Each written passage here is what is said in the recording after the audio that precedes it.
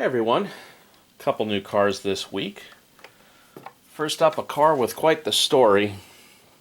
This is a Saab 900 Turbo by DNA Collectibles. This is known as an AirFlow, which we really didn't get in America.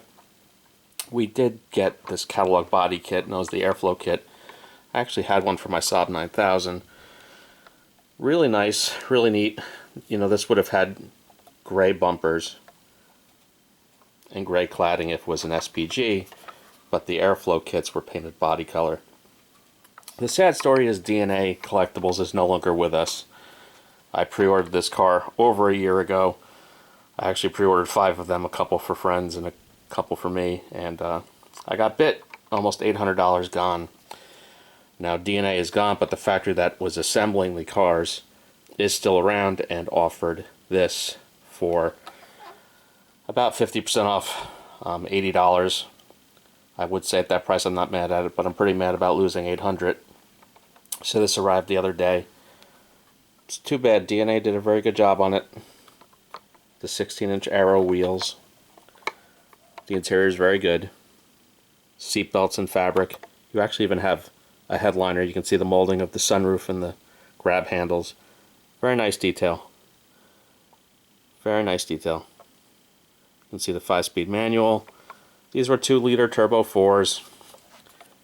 Standard state of tune was about 165 horsepower, but SPGs had like 175. I'm not sure about the airflow. Probably about 175. Very nice. This is, I think, eucalyptus green is the name of the color.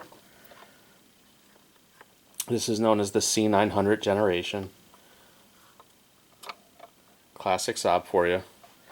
So packaging, you have the updated DNA window box, which notes the model on the base. And with the factory, they've actually been including license plates, which is a nice touch if you don't like the naked look. So more cars will be coming under the DNA license from the factory. They're trying to recoup the fact that DNA owed the factory at least $1 million. So more cars will be coming from DNA, even if there is no more DNA. Up next, opening diecast, getting more and more rare around here. This is the latest Lexus LS. There's the LS500, or the LS500H. The H is for the hybrid, which is a normally aspirated V6 with some extra juice from an electric motor. You do have carpeting. You've got scale hinges, which is nice. This is a really nice pearl white. I don't know if it shows up well on screen. Really nice two-tone, I guess like dark Merlot interior with black. The regular LS500 non-hybrid is a twin-turbo V6 these days, either 3.4 or 3.5 liters from memory, about 416-ish horsepower. You know, the grill has taken me a long time to get used to. It doesn't bother me as much as it used to, but whatever. It is what is the Predator grill. It is open mesh though. That's nice to see. Detail underneath.